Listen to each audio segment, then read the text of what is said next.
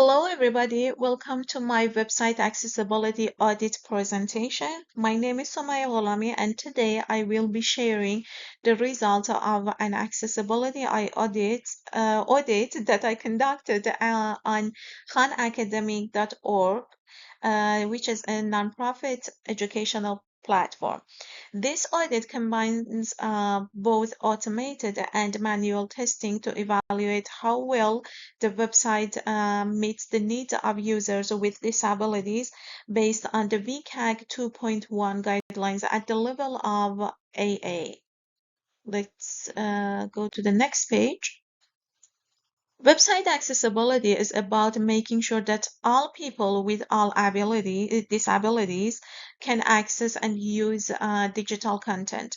This includes users who are blind, have low vision, mobility impairments, hearing loss, or cognitive and neurological differences.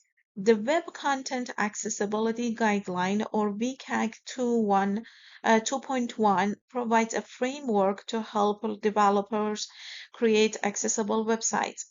I focused on the AA level, which is recommended conformance level for the most websites. Accessibility is not just about compliance, it's about inclusion. And a well-designed, accessible site benefits everyone, not just those with disabilities.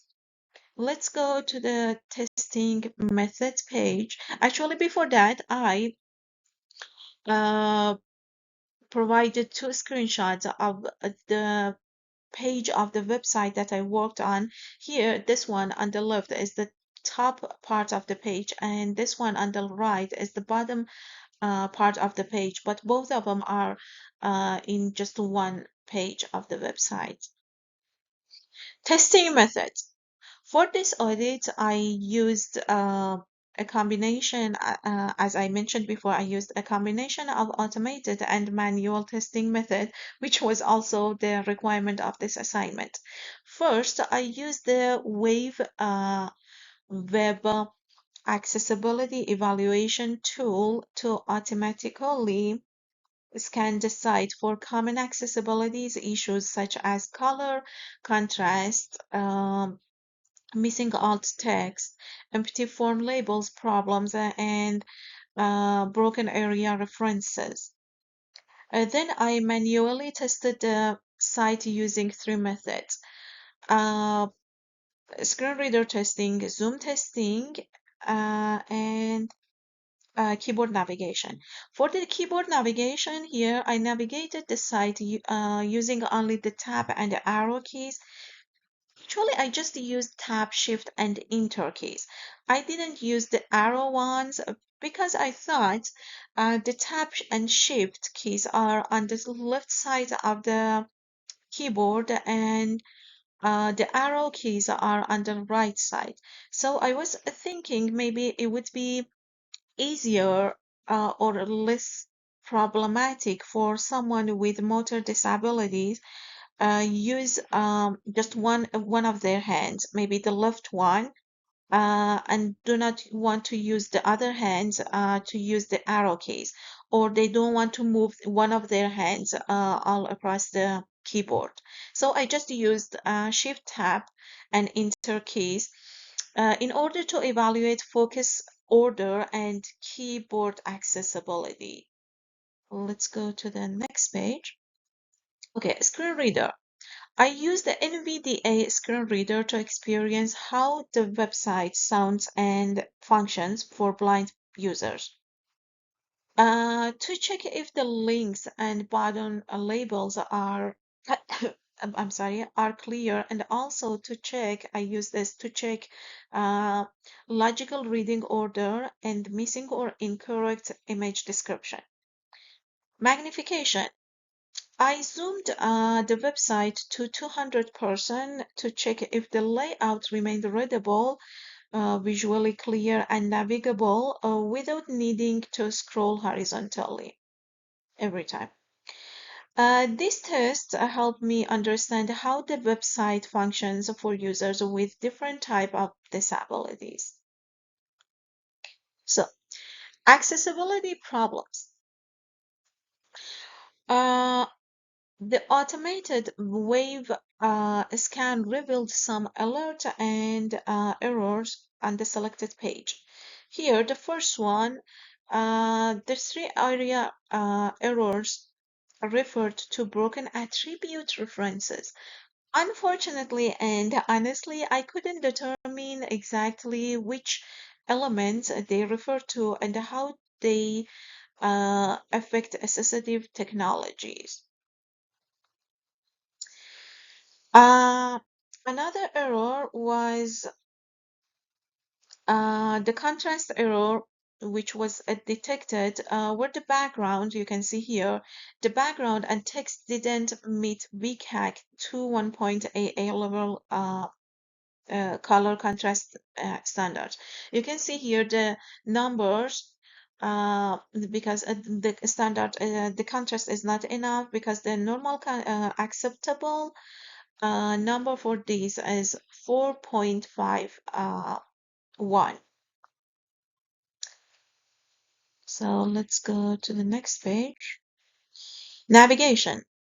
During keyboard navigation testing, I found that the tab key only highlighted a few icons and skipped the other elements entirely. You can see here, it just skipped the ones that the icons that I mm, marked them with check ticks and it just skipped those icons or elements that I put cross on them. The focus order was insistent and didn't follow a logical vertical path in some part of the page. And also, the focus elements were not clear visually highlighted. You can see here this element was highlighted, but someone with low vision problem or someone who use screen reader maybe get confused. Even myself, I cannot understand or identify that this element has been selected. So it makes it difficult for users to track where they are. Okay, one of the key issue was redundant links. For example, two near links here both point to the same destination. So when I went into this link and also this one, they both put me to the same page, which was, I think, the introduction page of the course or something that I cannot remember. But I'm sorry, but that was they were the same destination. This creates unnecessary repetition for screen reader and keyboard users. Another issue here involved text with underline styling, like pick a username or add your bio, which looks like a hyperlink, but but they are not. This can be misleading and confusing, especially for users with cognitive or visual impairments. Here, additionally, a banner reading, which is help us do more, appears to be a heading visually, but it is not coded as one, which reduces clarity for screen reader navigation. Here, this page is for no accessibility issues. Despite of this issue, those issues, the NVDA screen reader experience was very good. It successfully identified grouping elements, menus, and the research bar, and reading content in a logical way. And the Zoom test at 200% was also passed. All content were visible, readable, and no horizontal scrolling was needed. Recommendation. Based on the issues identified, I suggested the following improvements. First, the development team should fix the broken area references, which will improve screen reader compatibility. Next, all interactive elements must have consistent and visible keyboard focus indicators, and the tab navigation order should be adjusted to follow the logical flow. For color contrast issues, the website should adopt color combination that meets a VCAG to 2.1 AA minimum contrast ratios, especially for text on buttons. It is also important to remove underline styling from non-links, which currently mislead the users. Using other styling options like bold or italics, and especially bold, can be helpful instead. Text elements that function as section headings should be marked with proper semantic heading tags, like heading 2 or heading 3 or heading 4. I think, I'm not sure if you have heading 3, heading 4, to assist screen reader and improve document structure. Lastly, I recommend regular accessibility testing using both automated tools and manual techniques, including testing with real users who rely on assistive technology. Conclusion. In conclusion, Khan Academic website is doing many things right when it comes to accessibility. The website offers a clean layout, a solid screen reader support, and performs well when zoomed in. Overall, which help make the content more usable to a broad range of users. However, several important barriers remain, like broken area labels for color contrast in some areas, skipped elements during the keyboard navigation, and misleading visual styles all impact the experience for users with disabilities, or even for some people with temporary disabilities, not permanent or situation disabilities. Addressing these issues uh, would not only help Khan Academic meet the VCAG 2.1 AA standard, but also would also improve usability for everyone, which makes the platform truly inclusive.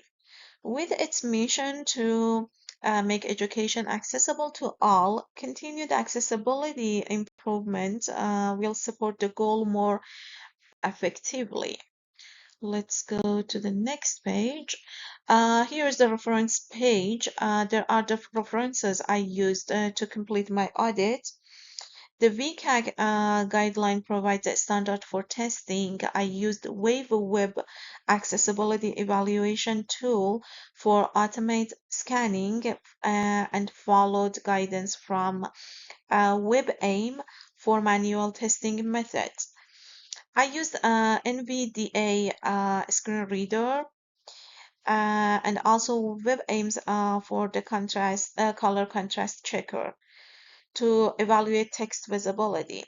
All testing were conducted directly on the Khan Academics website, which is available here at the bottom of the page.